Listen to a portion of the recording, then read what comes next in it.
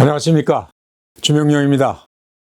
소아과가 사라지는 초유의 저출산 사이에 7년 만에 대통령이 주재하는 저출산위원회가 개최됐습니다. 노무현 정부 때 청와대 인구 및 미래사회 TF 구성으로 시작된 현재의 위원회는 이제 새로운 여정으로 재출범하는 분위기입니다. 초기 고령화 및 미래사회위원으로 활동했던 저 자신으로서 제대로 된 위원의 역할을 기대해 봅니다. 인구 문제를 돈으로 해결해 보려고 중앙정부, 지자체가 모두 나서서 근 20년간에 걸쳐서 퍼부은 출산 장려, 인구 유지 정책은 그 한계와 그 결과를 여실히 드러냈습니다. 실패한 것이죠.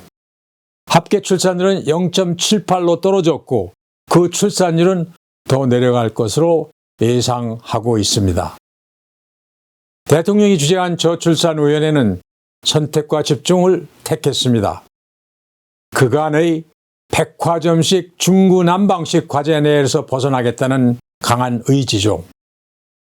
선택과 집중의 그 과제를 볼 것 같으면 우선 돌봄과 교육에 치중해 국공립 어린이집을 연 500개씩 늘리고 또 보육 인프라를 현재보다 300가량 늘려서 아이 돌봄 서비스를 강화하고 더 나아가서는 청년층 신혼부부에게 공공분양 등 주택 43만 가구를 공급하고 주거비 지원을 하겠다는 것이 주요 골자입니다.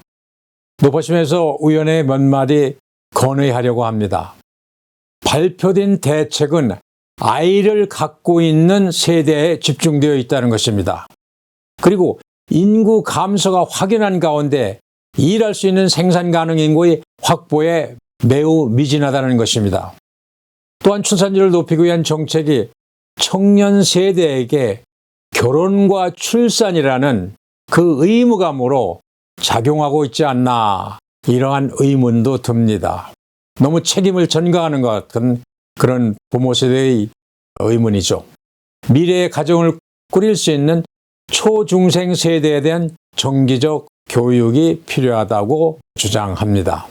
전 대놓고 묻고 싶은데요.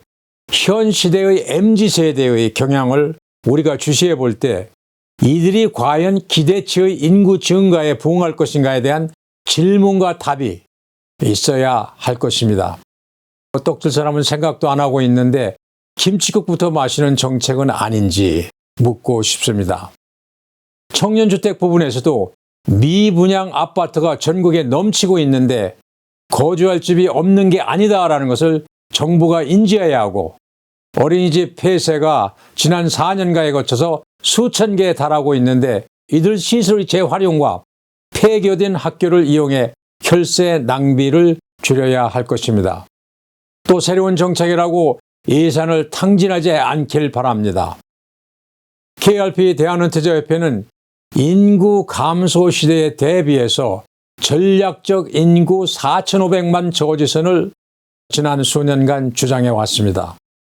무너진 뚝방처럼 진행되고 있는 인구 감소 쓰나미를 어느 선에선 멈춰야 하는 그 마지노선을 얘기하는 것입니다.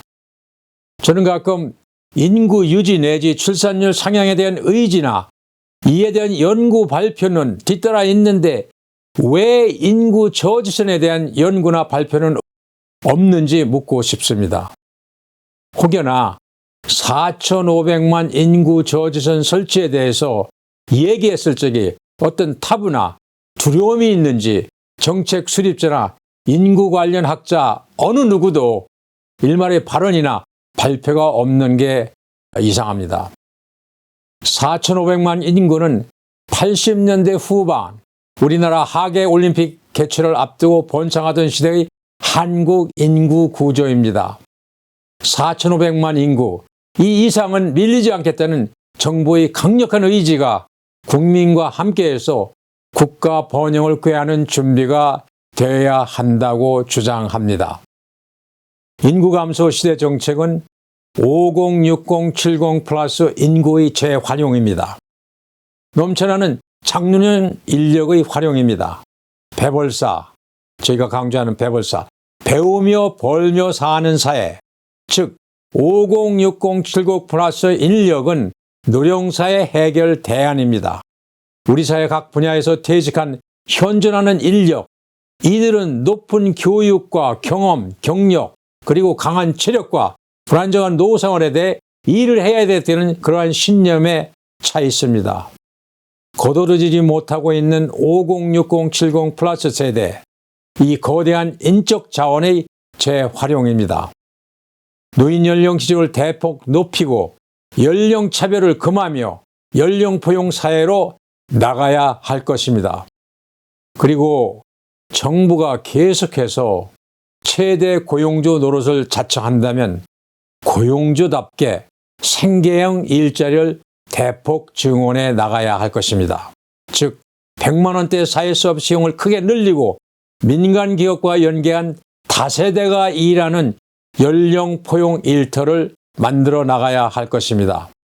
이제 소아과가 사라지고 그 자리를 노년과로 대체되는 이 초저출산 사회에서 거둬들이지 못하고 있는 은퇴 세대는 우리 사회의 잊혀진 귀중한 보배입니다.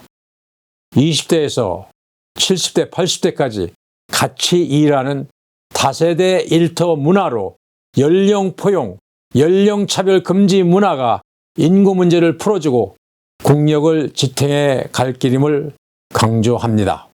준비되신 나의 주명령이었습니다. 다음 주 월요일에 뵙겠습니다. 감사합니다.